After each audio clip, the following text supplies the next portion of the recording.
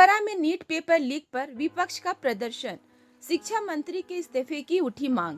Anpara Sonbhadra NEET paper leak प्रकरण को लेकर शुक्रवार को अनपरा में समाजवादी पार्टी, कांग्रेस एवं अन्य संगठनों ने कार्यकर्ताओं ने संयुक्त रूप से विरोध प्रदर्शन किया। प्रदर्शनकारियों ने केंद्रीय शिक्षा मंत्री धर्मेंद्र प्रधान के इस्तीफे की मांग करते हुए परीक्षा में हुए कथित अनियमितताओं की निष्पक्ष जांच और दोषियों के खिलाफ कड़ी कार्रवाई की मांग की।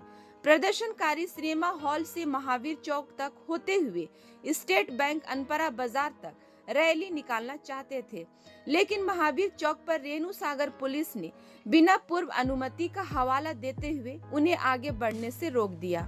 इस दौरान प्रदर्शनकारियों ने केंद्र सरकार के खिलाफ जमकर नारेबाजी की। कुछ देर तक माहौल गरमाने के बाद चौकी प्रभारी जयशंकर राय के समझाने पर प्रदर्शन शांतिपूर्ण ढंग से समाप्त हो गया। देखिए, आज सोनभद्र के अनपरा नगर पंचायत में आज हम लोग सभी लोग यहाँ पे एकत्रित हुए हैं। जंतर मंतर पिछले कई दिनों से छात्र आंदोलनरत हैं। पूरे देश से छात्र, छात्राएं, नौजवान, युवा वर्ग जो इस देश के लिए कुछ करना चाहता है, इस देश के विकास में अपना महत्वपूर्ण योगदान करना चाहता है, पढ़ लिख करके कहीं न कहीं प्रशासनिक सेवाओं के माध्यम से या राजनीतिक माध्यम से, खेलकूद के माध्यम से या तमाम विभिन्न क्षेत्रों में किसी न किसी माध्यम से वो अपनी उपस्थिति देश के विकास में योगदान करना चाहता है। वो सभी आज धरनारत हैं। लेकिन पिछले कई दिनों से देखा जा रहा है कि छात्रों पर एक लोकतंत्र की यही खूबसूरती होती है कि हमें अपनी अभिव्यक्ति की आजादी होती है, हमें अपने विचारों को व्यक्त करने की आजादी होती है, हमें अपने जो है असहमति को अभिव्यक्त करने की आजादी होती है। अगर छात्र कहीं आंदोलनरत है इतने बड़े पैमाने पे, हमारे भाषणों में हमारे प्रधानमंत्री जी कहते हैं कि हमारा देश युवा है, युवा भारत।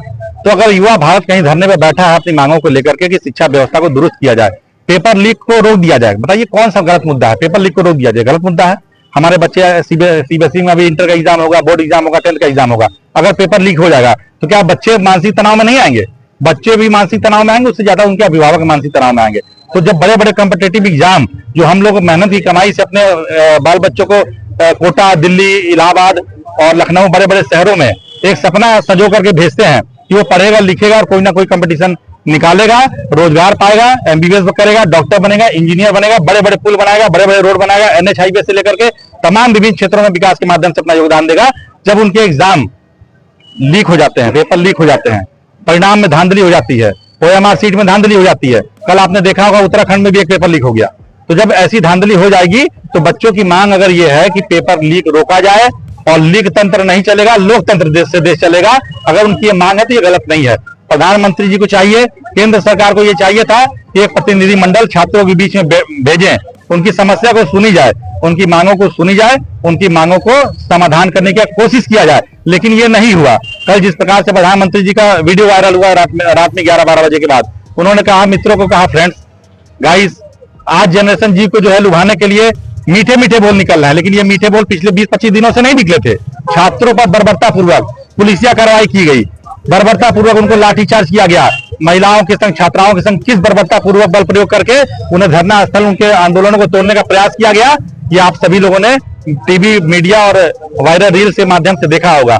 ये एक तानाशाही रवैया है। इस तानाशाही रवैया के खिलाफ हम लोग जंतर मंतर में बैठे सभी छात्र वर्गों के, सभी युवा नौजवानों के और सोनम वांगचुक जी के सभी मांगों के समर्थन में हम लोगों ने अपना समर्थन देने के लिए आज यहाँ पे अनपरा बाजार में सभी लोग एकत्रित हुए हैं। वीडियो में कुछ लोगों को देखा गया कि सादे वर्दी में और उनके हाथों में पुलिस के झंडे हैं, वो भी सादी वर्दी में भी अलग से गुंडे मंगाए गए थे, सादी वर्दी में भी अलग से गुंडे मंगाए गए थे और पुलिस की वर्दी में भी लोगों ने अपने बैच निकाल दिए थे। अगर हमारे अंदर कोई चोर नहीं है तो हमें खुल करके सामने आने में कोई दिक्कत नहीं होनी चाहिए। बैच निकालने का मतलब, सादी वर्दी में आने का मतलब, और आप जो है कि सिविल ड्रेस में आ जा रहे हैं, कहाँ पर अलाउ है कि आप ऑन ड्यूटी सिविल ड्रेस में आएंगे? ये तो अलाउ नहीं है कि आप ऑन ड्यूटी सिविल ड्रेस में आकर के पुलिसिया कार्रवाई में भाग लेंगे। यहाँ पर भी आप देखिए, पुलिस के बल पर जो है किसी की आवाज को दबाने की कोशिश की जा रही है। जब देशव्यापी आंदोलन होते हैं, जब पूरा देश आंदोलन पे उतर आता है, अपने समर्थन पे उतर आता है, अन्ना हजारे का आंदोलन हुआ था, तमाम बड़े बड़े आंदोलन हुए थे, पूरा देश आंदोलन कर रहा था। क्या पुलिस के दम पर किसी को दबाया गया था? नहीं दबाया गया था।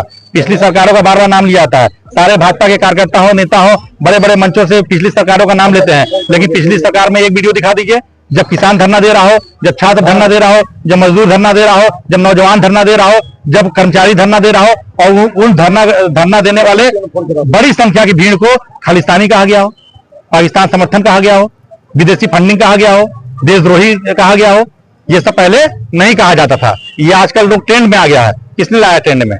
किसने अपने ही देश को टुकड़ों में बांटा? किसने अपने ही भीड़ को टुकड़ों में बांटा? जो छात्र नौजवान है, जो मजदूर किसान है, ये औद्योगिक क्षेत्र है। आप जाके देखिए, तानाशाही इतने चरम पर है कि 8 घंटे की ड्यूटी 12 घंटे में खुलेआम हो रही है। क्या यहाँ पे श्रम आयुक्त नहीं बैठे हैं? क्या श्रम आयुक्त का आंख बंद है? क्या यहाँ पे सीओ नहीं है? क्या यहाँ पे एसओ नहीं है? क्या एसपी नहीं है? क्या डीएम नहीं है? क्या आला अधिकारी नहीं देख रहे हैं? यहाँ पे बड़े बड़े कंपनियों में 8 घंटे को 12 घंटे कर दिया जा रहा है। मिनिमम वेजेस नहीं दिया जा रहा है। न्यूनतम वेतन के लिए मजदूर जो है कि आंदोलन अपनी आवाज उठा रहा है, उनको परमिशन नहीं दिया जा रहा है। परमिशन के नाम पे आंदोलन को दबाया जाता है। आप बता दीजिए कौन सी कंपनी में कौन सा पेटी कॉन्ट्रैक्टर जो है मिनिमम वेजेस दे रहा है अपने मजदूरों को? दे रहा है कोई? अगर मजदूर आंदोलन करता है तो देशद्रोही है? नहीं है। हमें अपनी अभिव्यक्ति की आजादी हमारा संविधान देता है। बाबा साहब का बनाया हुआ कानून जो है हमें ये आजादी देता है कि हम अपने अभिव्यक्ति की आजादी जो है कि हमें है, हम अपने विचारों को व्यक्त करेंगे, अपनी असहमति को व्यक्त करेंगे। शिक्षा स्वास्थ्य हर एक नागरिक का मूल अधिकार है। इन्हें बेहतर उपलब्ध कराना ही पड़ेगा सरकार को, चाहे जो भी सरकारें हों। शिक्षा, स्वास्थ्य, सड़क, बिजली, पानी, ये सब मूलभूत सुविधाएं हमें देनी पड़ेगी। नीट एग्जाम, फेयर एग्जाम ये होना चाहिए। ये कोई गलत मांग नहीं है। हम सरकार से मांग करते हैं कि धर्मेंद्र प्रधान जी जो शिक्षा मंत्री हैं आंख बंद करके बैठे हुए हैं और बच्चों के भविष्य पर डाका डालने का काम कर रहे हैं। एजुकेशन सिस्टम को भ्रष्ट करके बैठे हुए हैं और जिस तरह से एजुकेशन व्यवस्था पे वो अटैक कर रहे हैं, वो अटैक रुकने चाहिए। शिक्षा व्यवस्था दुरुस्त होनी चाहिए। तत्काल नैतिकता के आधार पर धर्मेंद्र प्रधान जी को इस्तीफा देना चाहिए।